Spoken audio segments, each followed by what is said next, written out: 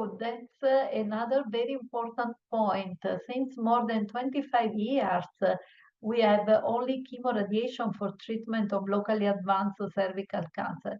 And honestly, modern radiotherapy is very effective.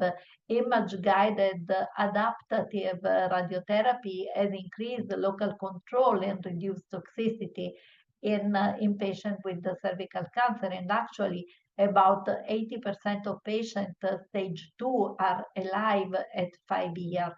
But there is a strong rationale in combining immunotherapy plus radiotherapy because radiotherapy can induce an immunogenic death.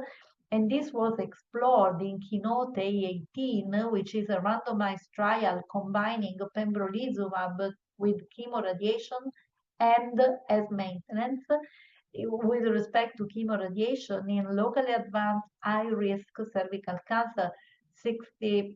About 85% of patients had node positive, 55% at stage 3-4, and we demonstrate that when we combine pembrolizumab with chemoradiation, we significantly increase progression-free survival with an hazard ratio of 0.70 and overall survival with an hazard ratio of 0.68.